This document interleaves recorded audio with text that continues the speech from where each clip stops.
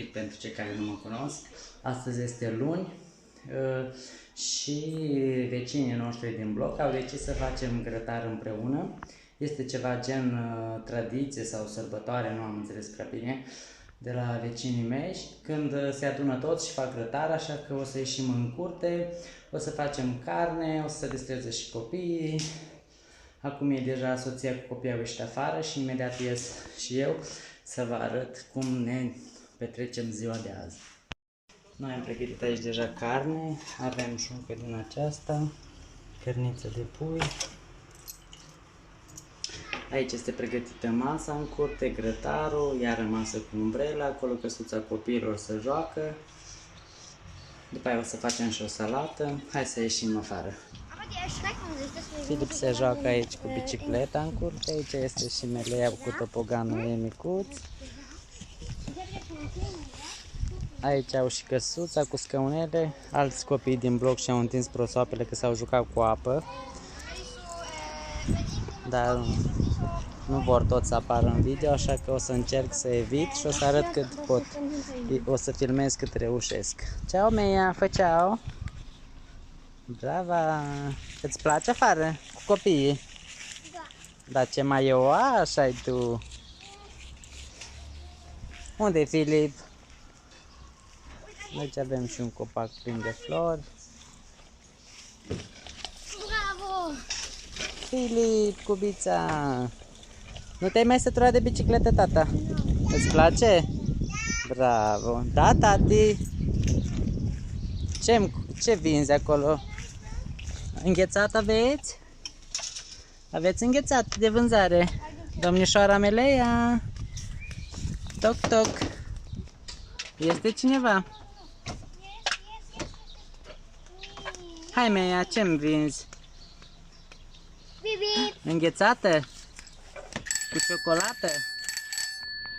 Am venit! Ai venit? Cineva? Ce mâncăm azi? Grătar. Grătar. Și faci și tu? Da. Bravo! Melea gătește. Ce gătești, Meia? Mâncare? Pentru tati? Da? Și ce pregătești azi?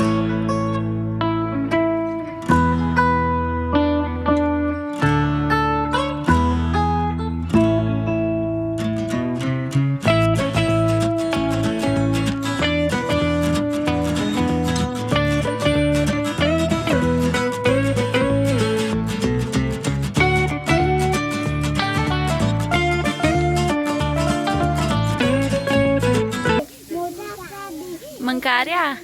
Filip? Uite-te și tu un pic la mine. Ce faci aici? Aștepți grătarul? Și da, ești bucuros? Noi acum pregătim cărnița de pui. După aia să pregătim și carnea de porc. Și a pregătit un pic de salată. Fiecare își face carnea lui, că nu toți mâncăm la fel, așa că fiecare și-a dus de acasă și-a pregătit, dar folosim același grătar. Acum punem cărnița de porc. Este deja condimentată. Poftim și voi la grătărel cu noi.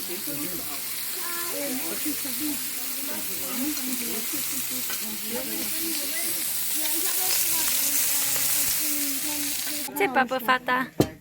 Castravete, roșii și cărniță de pui. Aici și Filip? Filip? Filip, ce papi?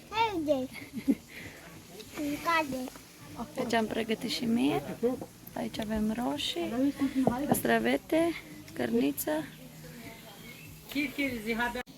Acum avem și vușterii. Ia cum papă, fetița. Da, hai, lasă. Hai, mușcă, Filip. Mușcă. Ce bun. Yummy, yummy. Bun, Filip. Și Meia? Meia, hai să te văd. Lasă-o să pape. Așa. Bravo! E bună cărnița. Șervețel, uite.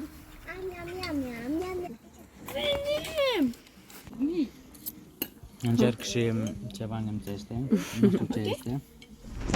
Noi acum suntem în Landshut, mergem la spital să facem programarea pentru bebițe și ne-a prins ploaia. De fapt, în ultima vreme cam plouă aici în Germania, avem o vreme nasoală, dar nu avem ce să-i facem.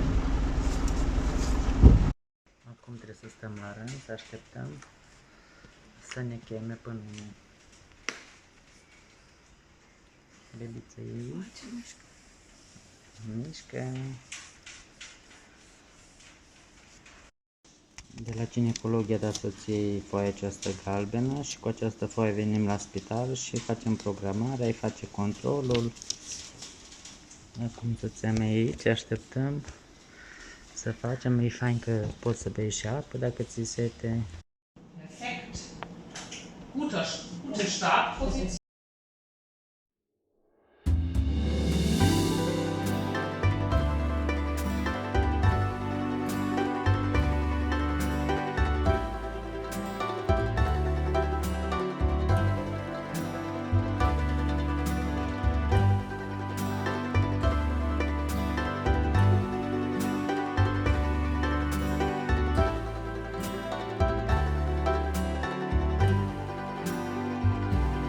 Pentru bebe, îl spală un pic.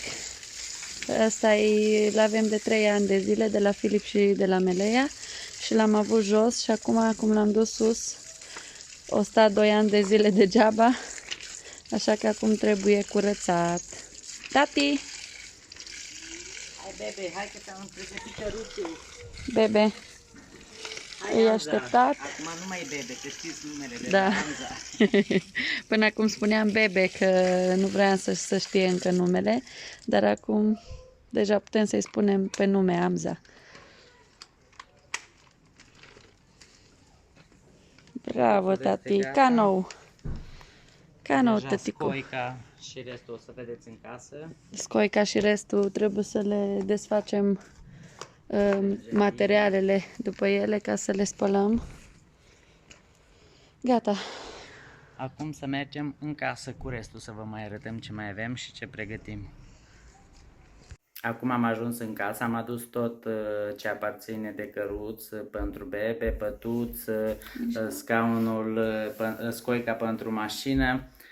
Acum o să vă le arăt și după care o să trebuiască să le dezmembrăm, să le luăm, să le spălăm, pentru că, cum a spus soția mea, stau jos în depozit și, bineînțeles, chiar dacă au fost curate s-au mai prăfuit, au mai prins miros, poate, așa că hai să vă arăt ce avem de făcut. Aceste două piese sunt de la căruț. Acesta este piesa în care bebele poate dormi întins și foarte comod, iar acesta este cel care poți să-l pui și la mașină, scoica, doar că noi o să-l folosim și acesta doar la căruț, pentru că pentru mașină avem acest Kiddy, de la Kiddy sau cum se cheamă? Da, de la Kiddy este. Care are piciorul fix și este foarte practic și mai ușor decât să mai cărăm aceasta cu noi, să-i prindem centura. Ăsta se prinde direct în mașină piciorul și foarte simplu să prinde scoica de picior, foarte ușor și mai practic. Asta este foarte fain pentru că se poate întinde. De exemplu, când bebe doarme, îl lași să fie mai relaxat Mai și întins și când nu doarme, îl pui mai în funduleț. Ca să te poată vedea, se poate vedea în jur. Se prinde foarte ușor și se și ia foarte ușor de la acest picior de mașină. În bază la mașină să mută și fixația aceasta. Așa, că după care avem pătuțul aici. Acesta o să-l punem adică o să-l pună soția lângă ea, unde doarme. Iar aici avem hinta aceasta de la Kiko. Avem și telecomanda, trebuie să căutăm în sertare. Da, aici sunt jucărelele și lenjeriile, da. Avem un pic de treabă, dar avem de spălat. Avem de spălat multe, de la căruț, de la Kiddy, de la hintă. Dar abia așteptăm să vină bebe. Acesta este curat, a fost în pungă. Da, acestea le-am spălat prima să le ducem jos și le-am pus în sac ca să nu se murdărească. Iar acesta e jocul. Și cu telecomanda pui muzică, pui cât de repede să-l hinte, cât de... E foarte practic și foarte fain. Țin minte că Meleia s-a bucurat de el și chiar stătea și dormea bine în el.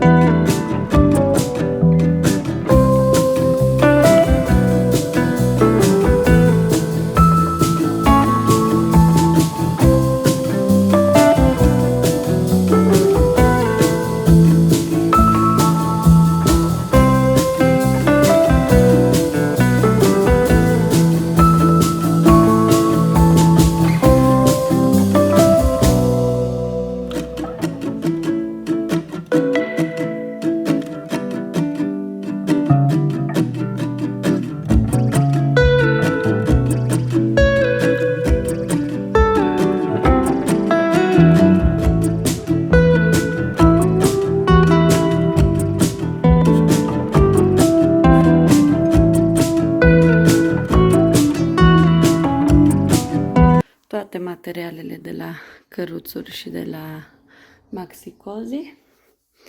Și acum urmează să le repunem înapoi.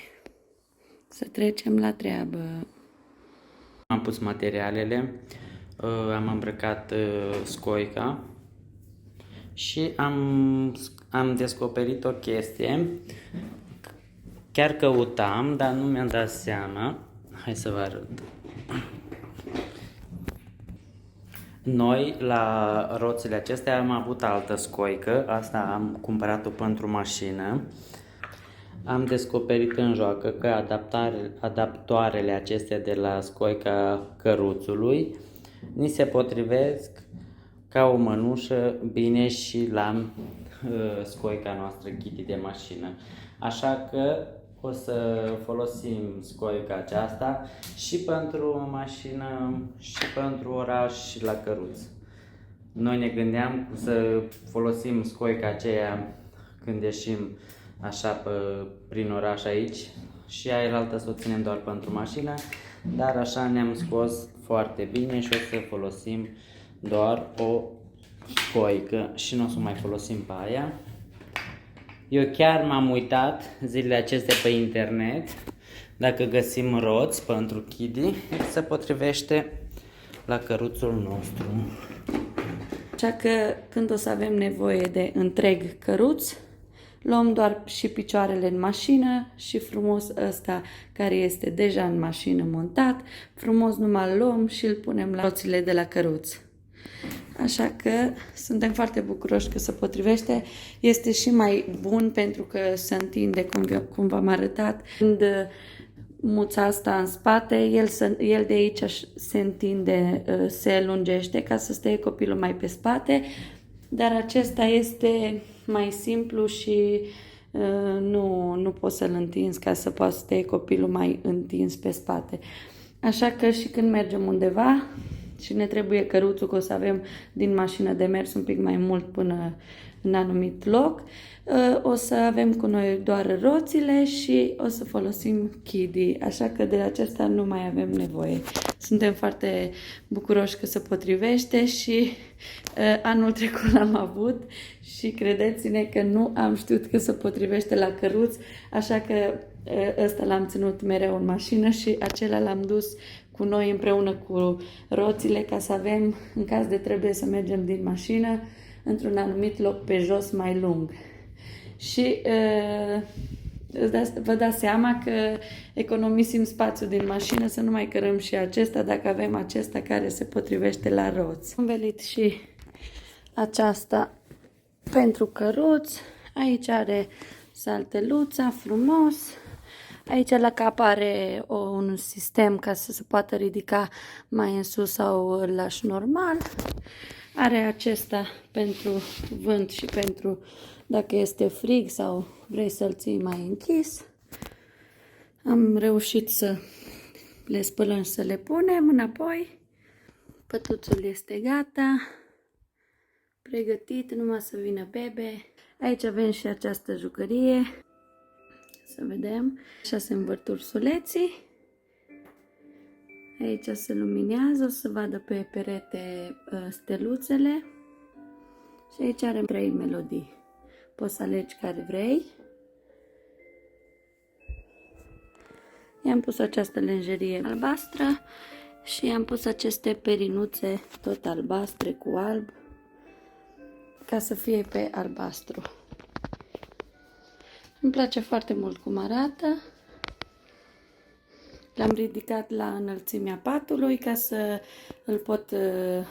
să-l am în drept cu mine, ca să-l văd ce face, doarme, respiră. Și când nu pot sta lângă el în pat ca să mă uit de el și așa, sau am treabă și plec din cameră, o să ridic foarte simplu această bară și îl pot da foarte frumos la perete. Și copilul este închis pentru a nu pica, pentru a nu se întâmpla alte chestii când eu nu sunt de față. Cum am spus, pătuțul este pregătit, jucăria și muzica îl așteaptă, noi îl așteptăm. Căruțul este și el complet. I-am pus și partea de jos pentru că am spălat-o, unde poți depozita lucruri. Aici avem asta de la Kiddy care îl punem și în mașină, cum v-am arătat prima.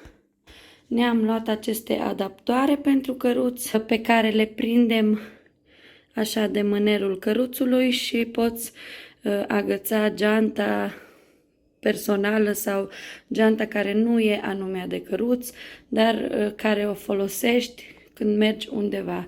O să le prind și o să vă arăt cum arată. Se prind în acest mod și acum le închidem după dorința noastră. Le puteți pune mai jos, mai apropiate, depinde de mărimea genții, iar acum o să întorc cârligele. Acum o să iau geanta să vedem cum arată. Noi o să folosim această geantă cu Mickey Mouse, care am cumpărat-o de la Deichmann. Foarte frumos. Cam așa arată, cu aceste suporturi, cu aceste cârlige. Foarte frumos, poți să mergi liniștit cu ce geantă dorești, nu neapărat geanta căruțului.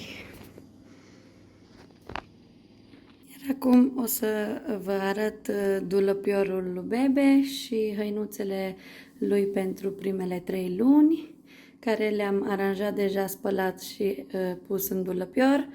Aici este locul unde îl voi schimba pe Bebe. Aici avem deja am pregătit Pampers și pentru primele luni. Aici am portofelul lui când mergem undeva cu Pampers, creme și ce ne trebuie. Aici avem șervețelele. Iar aici avem mai multe chestii pentru Bebe, creme, de luat temperatura și mai multe chestii. Aici este locul unde o să-l schimbăm pe bebeluș. Aici sunt hăinuțele lui, primele luni, bodile, bluzițele, le-am asortat cât de cât. Aici are tricouașe și bluzițe mai elegante. Aici are tot tricouașe și complete de vară. Aici în spate are tot completuri întregi, dar scurte.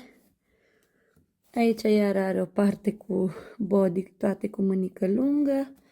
Aici are 2-3 bluzițe mai groase pentru primele 3 luni. Și aici la fel are niște veste și bluzițe mai groase. Dincoace am niște completuri cu mânică lungă. Aici am perechile de pantalonaș. Le-am aranjat puțin după, de exemplu, sport, elegant, aici traininguri și aici pantalonaj de aceia mai scurți și pentru el, iar aici completuri de alea care au deja piciorușele. Aici tot așa are niște completuri cu mânică lungă. Aceste două sertare cu hăinuțe care v-am arătat sunt exact 0,3 luni. Iar aici are 2-3 păturici. Are aceste chestii care o să-mi trebuiască chiar când se naște. Are niște jucărele, ce mai de bebe. Noi vă mulțumim pentru vizionare. Dacă v-a plăcut, nu uitați să dați un like. Vă așteptăm în comentarii să ne spuneți ce părere aveți, ce v-a plăcut, ce nu. Și noi ne revedem data viitoare. Vă pupăm, pa, pa!